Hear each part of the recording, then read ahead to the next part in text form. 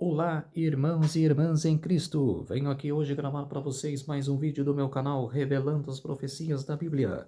E no vídeo de hoje é a Escola Sabatina, a verdade em tempos de dúvida, para jovens.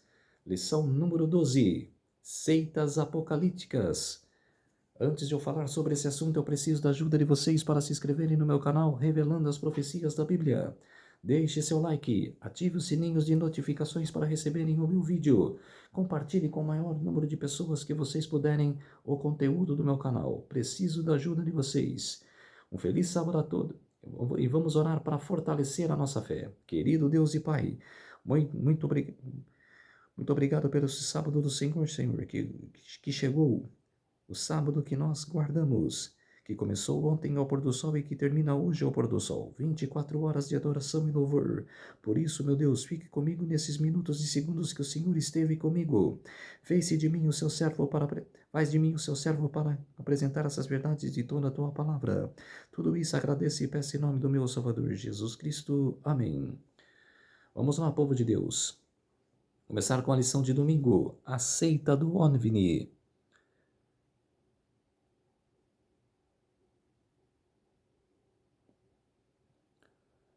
A cena chocou o mundo em 1997. 39 corpos foram encontrados lado a lado, todos vestidos com roupas idênticas e cobertos com tecidos roxos. Em membros da seita Raven Gate, Portão do Céu, liderada por Marshall Applity. Eles acreditavam que ao tirarem a própria vida, seriam levados ao bordo de uma espaçonave que acompanhava a cometa Halley-Poppy. E este é um exemplo externo de uma seita apocalíptica. Quando ouvimos a palavra seita, é comum pensar em rituais secretos, símbolos estranhos e profecias sombrias. Mas afinal, o que define uma seita? Regras rígidas, vida em comunidade, ou existem características mais profundas? Isso foi uma cena horrorosa ali na metade dos anos 90. Quer dizer, falsos cristos, né? Que Cristo alertou em Mateus 24. Virão falsos cristos. E tem pessoas sinceras que seguem e que perderam a vida por causa dessa barbúndia, dessa mentira. Surpreendentemente, o cristianismo do primeiro século já foi considerado uma seita. As reuniões nas casas e a recusa em adorar os deuses romanos despertaram as suspeitas e alimentaram a perseguição. Os cristãos chegaram a ser acusados de canibalismo por causa da ceia do Senhor, em que o pão e o vinho simbolizavam o corpo e o sangue de Cristo. Lucas capítulo 22, versos 19 a 20. Por volta do ano 116 depois de Cristo, o historiador Tácito chamou o cristianismo de superstição perversa e acusou seus seguidores de espalharem ideias perigosas. Plínio, o jovem, então governador romano, chegou a escrever ao imperador Trajano perguntando como lidar com os cristãos que cantavam hinos a Cristo, como a um Deus, e seguiam padrões morais diferentes.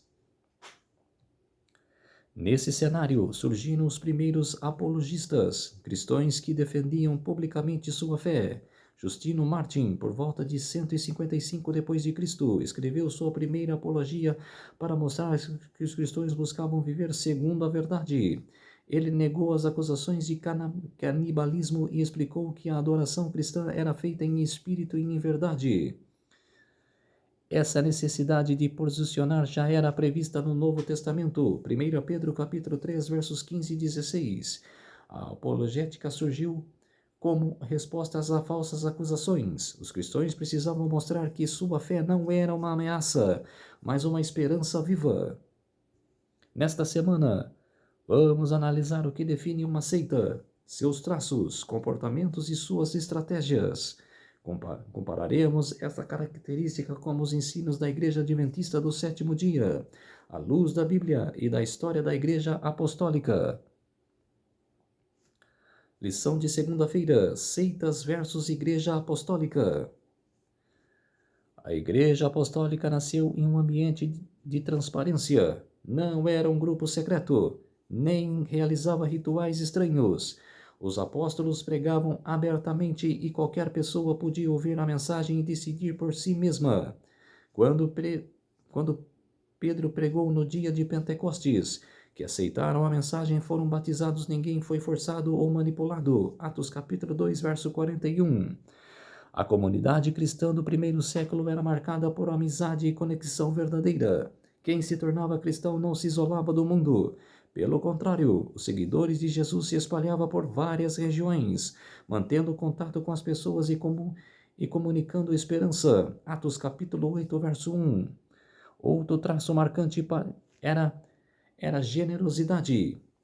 Havia ajuda mútua e contribuição voluntária para o avanço da missão. Atos capítulo 2, versos 44 e 45. Ao contrário de muitas seitas, ninguém era explorado. Os apóstolos não buscavam enriquecimento pessoal e repreendiam aqueles que tentavam tirar proveito da fé dos outros. Atos capítulo 8, versos 18 a 22. Compare agora as atitudes de líderes de seitas com os princípios que guiavam a Igreja Apostólica. Número 1. Abuso de autoridade. Líderes de seitas exigem obediência cega e se colocam acima de qualquer crítica. Jesus fez o oposto, liderava servindo e alertou contra o uso autoritário do poder. Mateus capítulo 20, versos 25 a 28. Número 2. Isolamento do mundo. Muitas seitas afastam os membros da família e dos amigos, criando uma bolha fechada que favorece o controle e o segredo. Mas Jesus ensinou que seus seguidores devem estar no mundo sem moldar a ele. João capítulo 17, versos 15 a 16. Controle emocional. Seitas utilizam o medo, a culpa e a vergonha para manter seus membros submissos. Jesus chamava com amor e buscava seus seguidores livres e sinceros de coração. Mateus capítulo 23, verso 37. Exploração emocional e financeira. Líderes de seitas manipulavam sentimentos e exploram os recursos dos outros. Já o cristianismo ensina que a doação deve ser voluntária e feita com alegria. 2 Coríntios capítulo 9, verso 7. 5. Uso distorcido a temas apocalípticos. Seitas recorrem ao medo do fim do mundo para controlar. A Bíblia, porém, mostra que as profecias devem gerar esperança e preparo. 1 Tessalonicenses capítulo 5, versos 4 a 6. Supressão da individualidade, tema 6. Seitas rejeitam o pensamento crítico e exigem conformidade.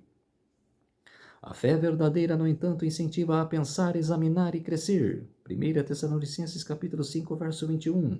Atos capítulo 17, verso 11. Seitas operam com medo, controle e segredo. A Igreja Apostólica vivia com liberdade, responsabilidade e transparência. Um modelo que continua atual e poderoso. Pergunta no rodapé: de que forma um líder pode exercer autoridade sem tornar-o autoritário? Pregando a palavra na Bíblia, a palavra de Deus, profecias, e de humildemente aceitar a todos em sua igreja, os membros, e respeitar. Aí vai longe. Lição de terça-feira. Afinal, somos uma seita? É a pergunta. Se você é adventista do sétimo dia, talvez já tenha ouvido alguém chamar a igreja adventista de seita. As acusações variam, desde supostas práticas secretas até doutrinas consideradas antibíblicas. Na maioria dos casos, porém, esses equívocos vêm de informações distorcidas ou de episódios envolvendo indivíduos radicais.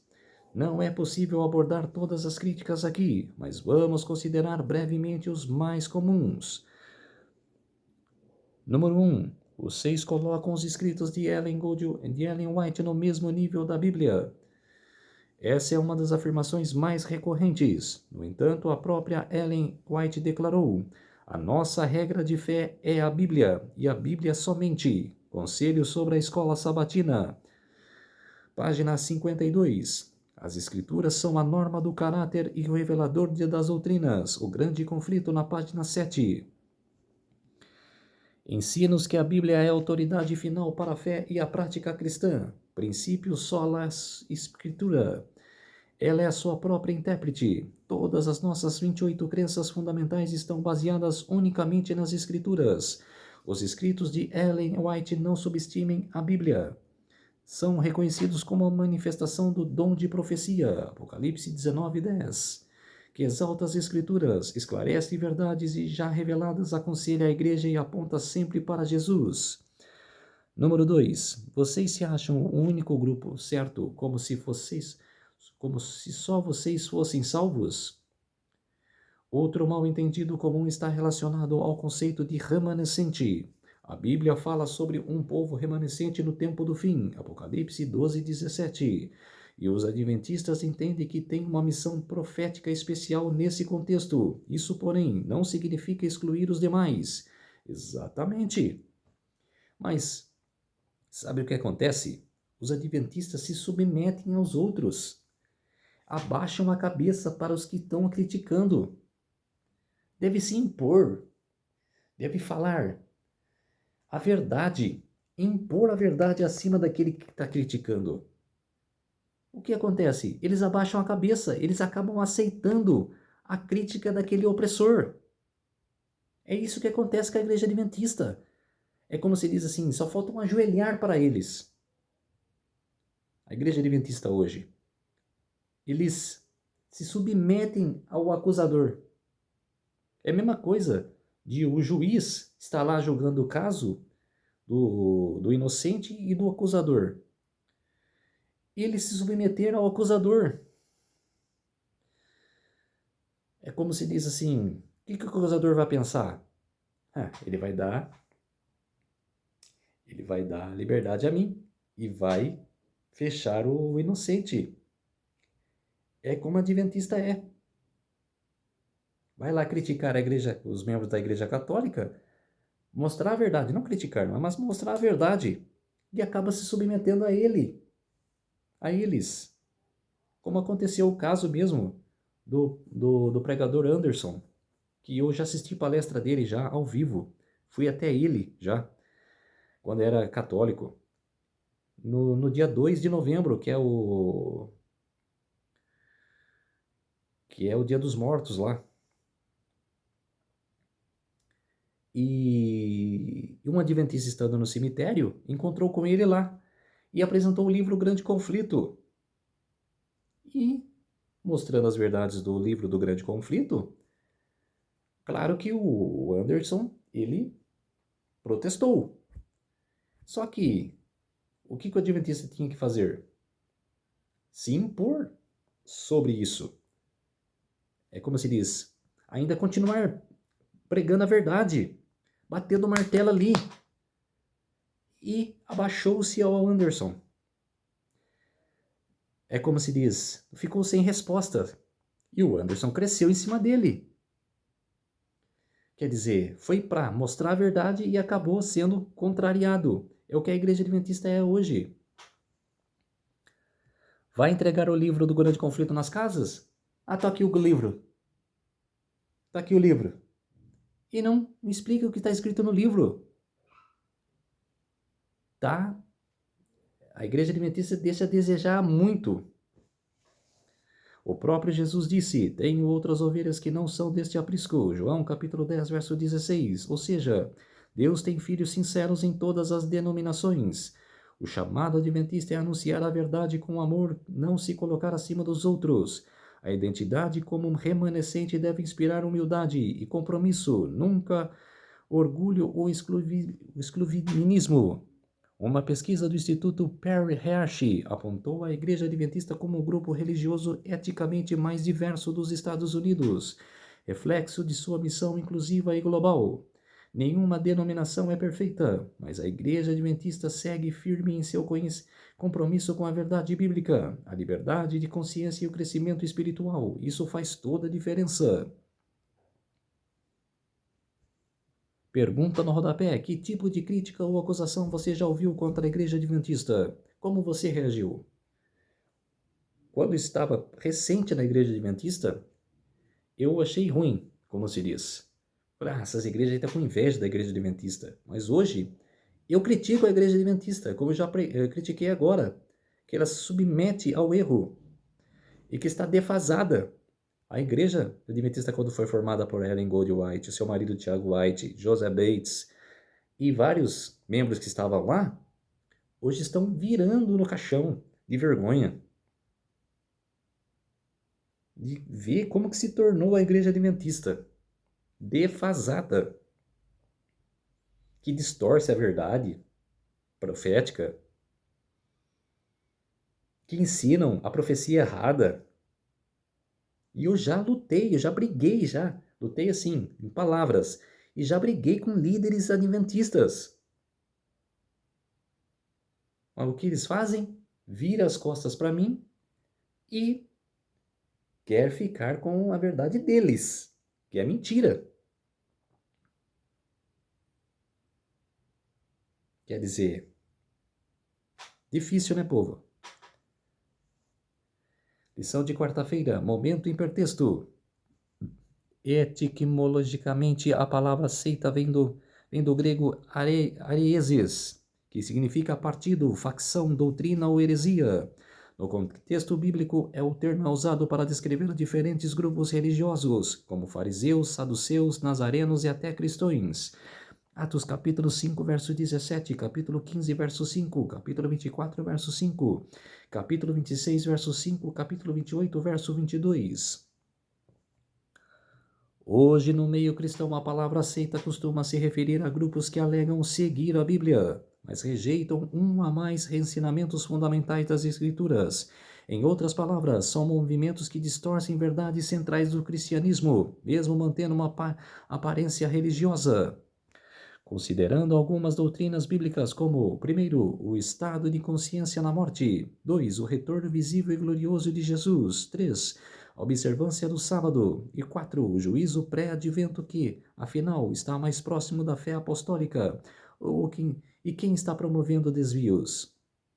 Os próprios adventistas. De acordo com Atos capítulo 2, versos 42 a 47, quais são os traços principais da cultura e da prática da Igreja Cristã Apostólica? Como os textos a seguir ajudam a entender os princípios da liderança bíblica em contraste com os comportamentos comuns entre líderes de seitas. Vamos lá. Perigos de seguir uma única pessoa. Provérbios capítulo 24, verso 6. Mateus capítulo 24, verso 24.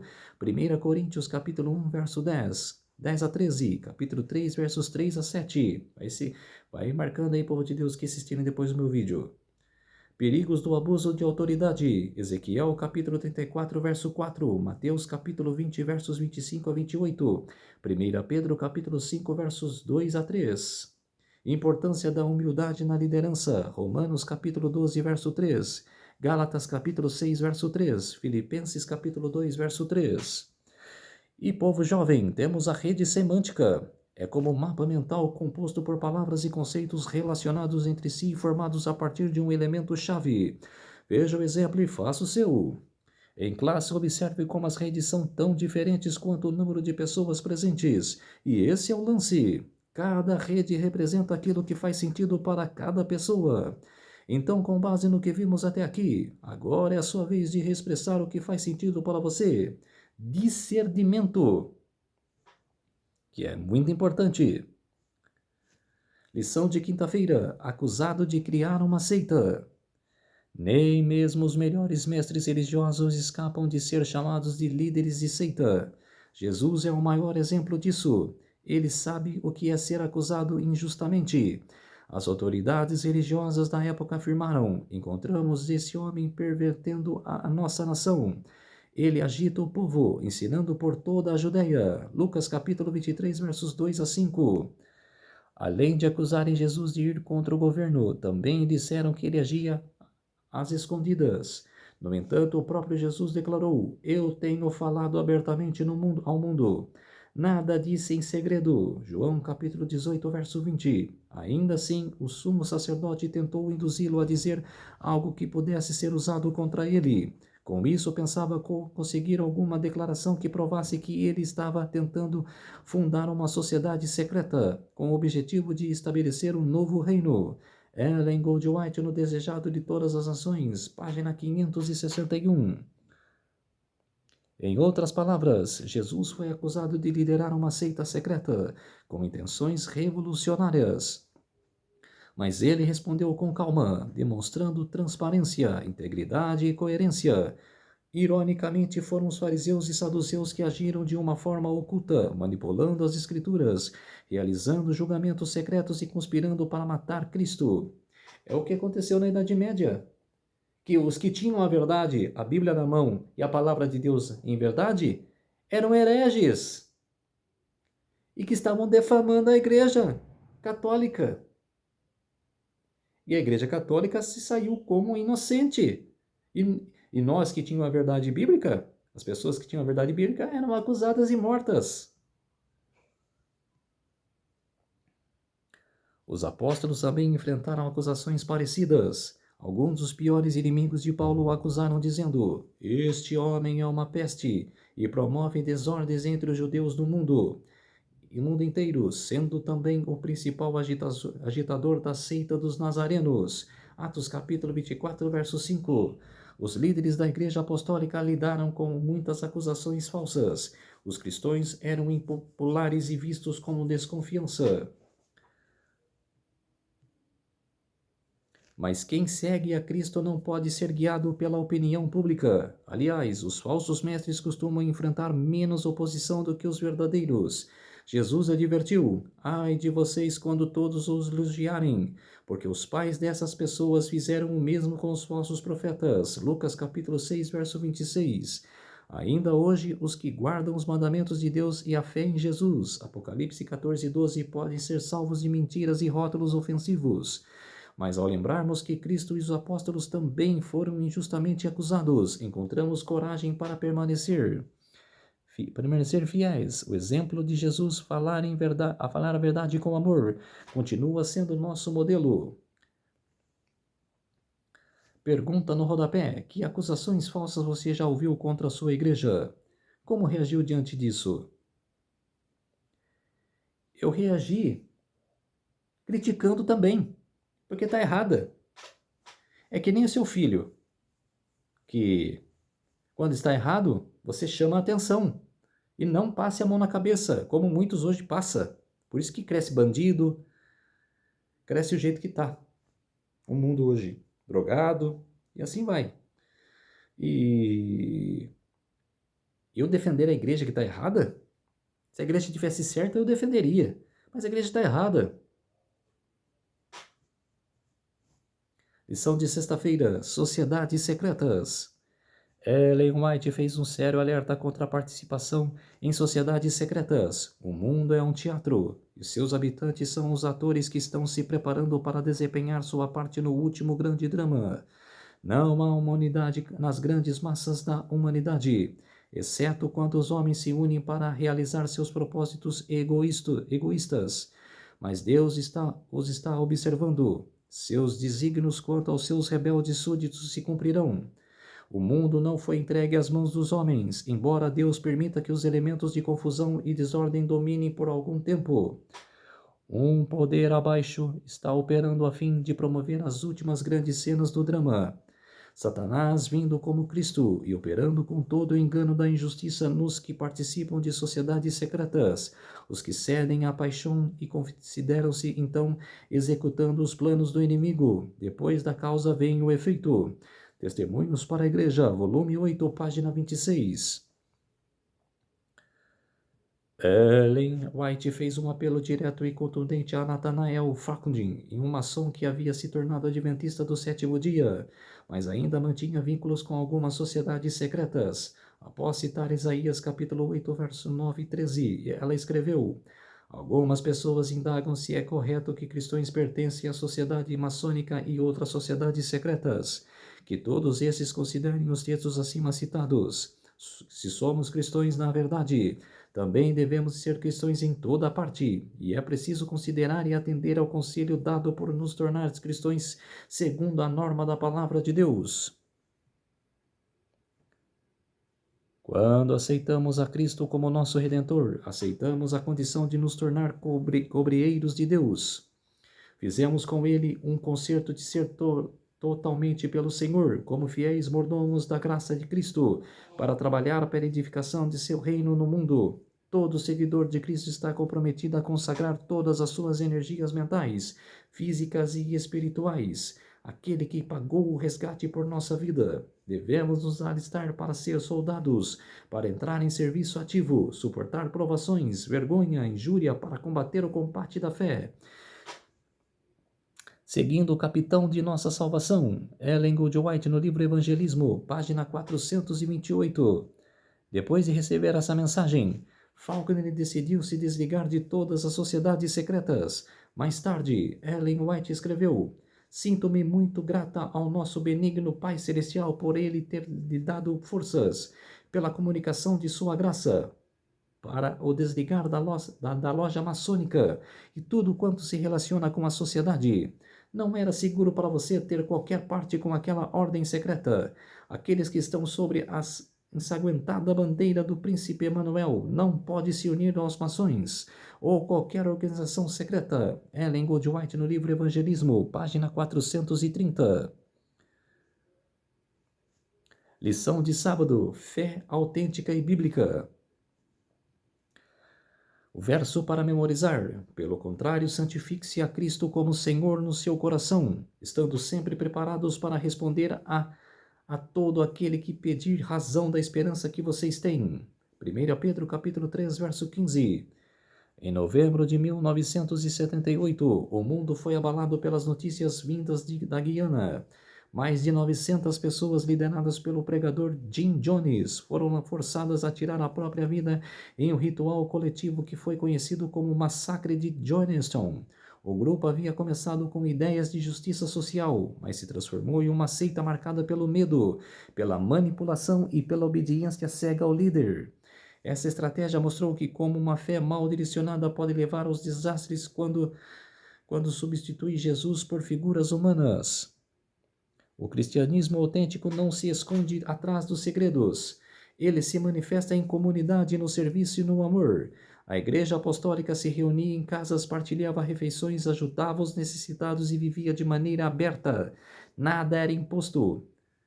Tudo acontecia por escolha, movida pelo Espírito Santo. Fé saudável é aquela que gera vida e traz esperança. Seitas manipulam pela culpa, pelo medo ou pela promessa de privilégios exclusivos. O Evangelho, porém, liberta. Onde Jesus está, há espaço para diálogo, respeito às diferenças e convite para refletir sua profundidade. A fé em Cristo não rouba a individualidade, mas transforma cada pessoa em uma testemunha viva de esperança. Vivemos em uma época de desinformação, fake news e espiritualidade superficial. Muitos ainda confundem religião com seita e alguns até olham os cristãos com desconfiança. Por isso, precisamos ser testemunhas de uma fé autêntica, marcada pela transparência, pelo serviço e pela coerência. O mundo não precisa de mais medo, mas de comunidades que reflitam as graças de Jesus. Isso foi As Seitas Apocalípticas, no livro...